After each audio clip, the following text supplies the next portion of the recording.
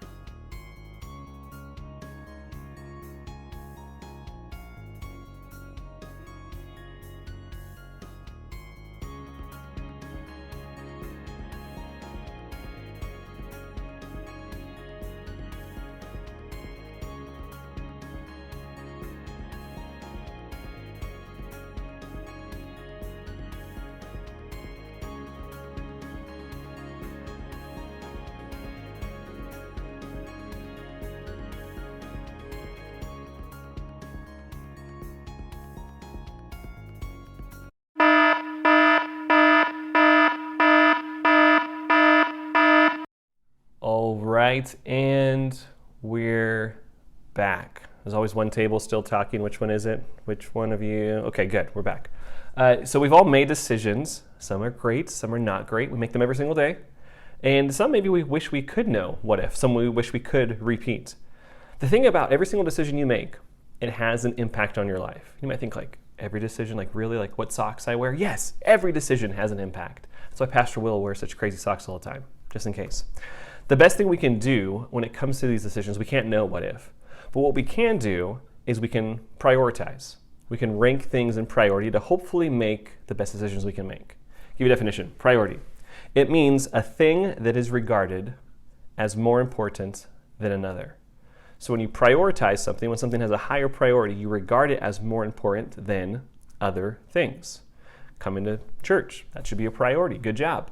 Lots of things should be a priority. Your homework should be a priority. Your parents can thank me for telling you that one. Lots of things should be priorities. And every day we prioritize, we rank things. We think some things are more important, some things are less important. Today when you go to church, Pastor Kenton is talking about Philippians 3, 8 through 11. It kind of talks about this subject of priority. I want to look real quick at verse 8. It says, "Indeed, I count everything as loss because of the surpassing worth of knowing Christ Jesus my Lord. For his sake I have suffered the loss of all things and count them as rubbish in order that I may gain Christ." Now before this section, he was talking about the power and the prestige and all the things that he had before coming to faith in Christ. And he says, all those things that I used to count as awesome and just wonderful and perfect, all those things I thought were really important, now I see them as a loss. Now I don't really see them as quite as significant. And what he before thought as a loss, now he sees as a gain. I mean, remember that Paul basically thought Jesus was a loser. I mean, he thought that he was just a nobody, no good. He wanted to get rid of him. When Jesus was gone, he wanted to get rid of his followers. That's what Paul was doing. That was his mission. Now he sees that Jesus is the greatest gain. So Paul's priorities shifted quite a bit. There's a big shift in what he prioritized, what he considered important. Now, there's plenty of times in my life I know that I prioritize the wrong things. Plenty of times I put the wrong thing too high and the right thing too low. Sometimes I made popularity a priority over being kind and generous to others. Sometimes I made just my own selfishness a priority. Sometimes I'm cheap, let's be honest. And sometimes I make that a priority. When COVID, I was going to say during COVID, but clearly COVID's still happening right now. When COVID first started, we were all stuck at home, right? We were all under quarantine. And so a lot of the different businesses and stuff that you have to go to were having a tough time, obviously. One of them was a company called AMC. This is a movie theater chain. And when COVID hit, no one was going to movie theaters, so their stock price just like plummeted. It was low. It was like under $2. And I remember it was, March, April, whatever it was. I was talking to Megan, and I said, you know what? Wouldn't it be interesting if we just let's bought 100 shares of AMC? I mean, it's almost worth nothing right now. It can't go much lower. What's the worst that could happen? But then I did the math. And I thought about it, and it would have been like $196. And I am really cheap, really cheap. So I said, nah, I'm not going to do it. Now here's the thing. It did not stay low. Eventually things opened back up. The economy opened again. Movie theaters opened again. A whole slate of Marvel movies was just waiting to go. And that same amount of stock that I talked about maybe buying would be worth $5,000. Yes, so that's one of those times that I wish I had made a different priority. One of those times that I was not quite as cheap, but I am. And so I missed out on that one. See, priorities happen all the time, and they matter. What I want you guys to do in your groups now, just again, 3 minutes, what we're going to do, 3 minutes, is talk about a decision that you wish you could make differently. That one's mine. What's the decision you wish you could make differently? Go.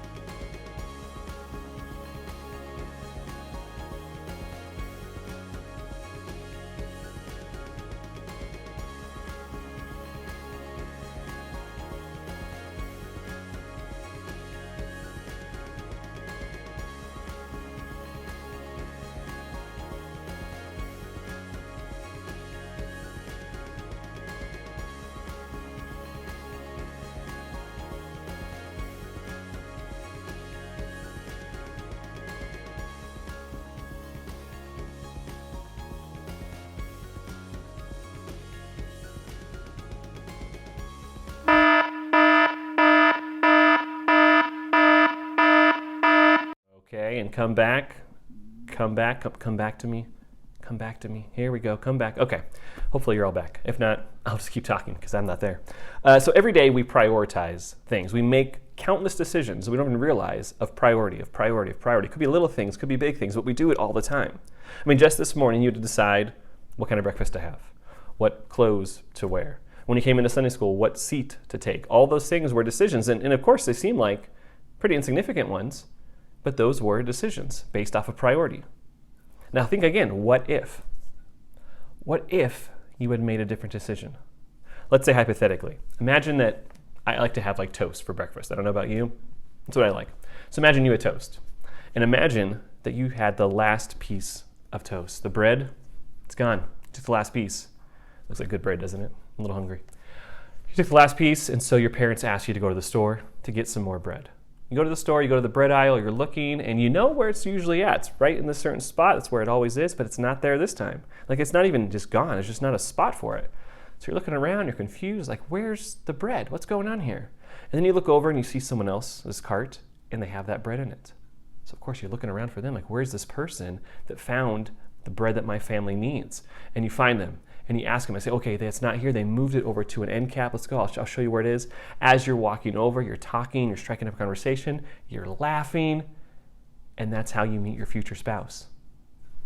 What if? I mean, imagine, we don't know what little decisions might have a big impact.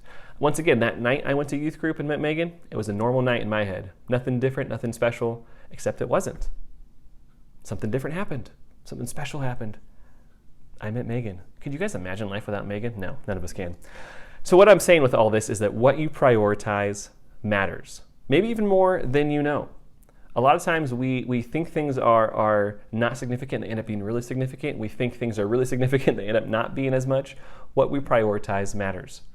I told you guys a while ago that I was at my parents' house up north, cleaning out their house, helping them move because now they've moved to Ohio.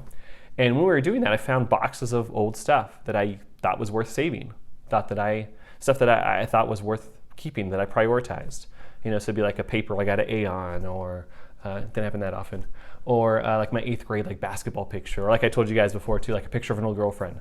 All things that I thought were important at one time. All things that I now consider trash. Not the person, the picture of the person, but that doesn't matter.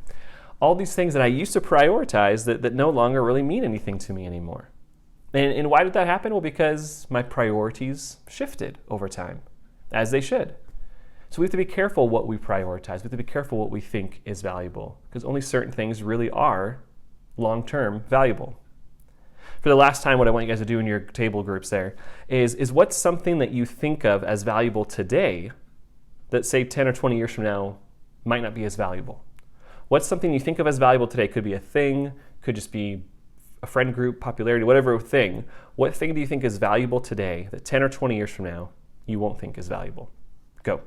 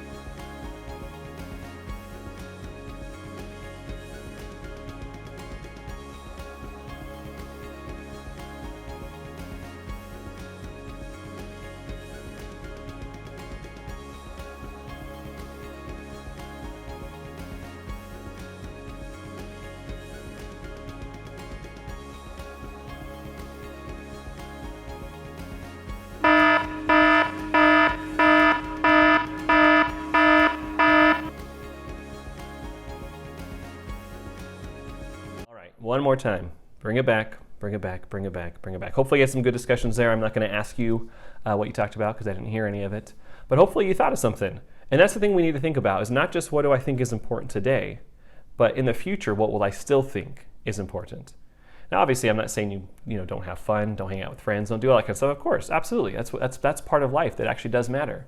But what I'm saying is what things are we prioritizing that down the road we're not going to care about at all? What things are we investing time and energy into that down the road we're going to say, well, why did I do that? That's what I'm talking about. I want to show you a verse here. Matthew 16:25. It says, "For whoever would save his life will lose it, but whoever loses his life for my sake will find it." Jesus there is talking about priority. What's your priority? We think that if we make ourselves a priority, if I make my own life the priority, that's all it's going to matter. I'm going to have a great life. We're going to be fine. But that's not the case. And in fact, throughout history, people who have focused the most on themselves aren't the happiest. Those are not the people who have the most joy in their lives. For example, if someone's priority is just money, well, there's never going to be enough money. If someone's priority is just fame, you're never going to be famous enough. If someone's priority is popularity, you're never going to be popular enough. Way back at the turn of the 19th century, when there was a lot of these companies and industries starting up, there was a few handful of guys who were really, really rich. One of them was a guy named John Rockefeller. I don't know if you heard about him or not, but John Rockefeller, he was really, really rich because he owned 90% of all U.S. oil. I mean, think about that. 90% of it, so like 90% of all gas stations, of all that was owned by one guy. He was really rich.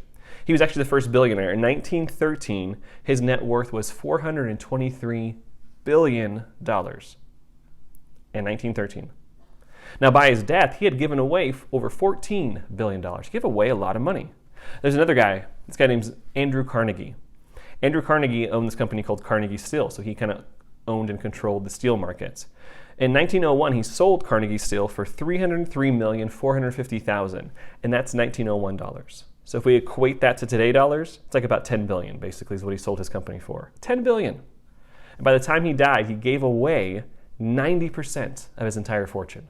Like, he couldn't give it away fast enough. He was just trying to. Both these guys were super rich, but at some point their priorities shifted from gathering as much money as they could to trying to give it away because they knew they couldn't take it with them. Their priorities shifted. So Paul understood this idea. He understood that knowing Jesus and making Jesus known is the highest priority for all of us. And now, when I say highest priority, I want to make clear we can have other priorities. Again, relationships can be a priority, and jobs and school and all kinds of different stuff can be a priority. But Jesus has to be our highest priority. So when I'm talking about this, think of like the Supreme Court. Now, we have lots of courts in our land. Like, we have a county court, we have a state court, we have a circuit court. But the highest court is the Supreme Court. There's nothing higher than that. Other courts that have influence and that affect lives, but the Supreme Court is the highest.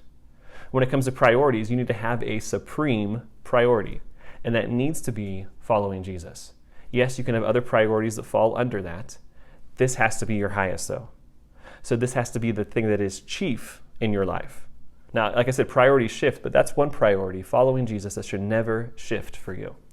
So when you guys go into church, when you're listening to Pastor Kenton speak, be thinking about this idea of priority.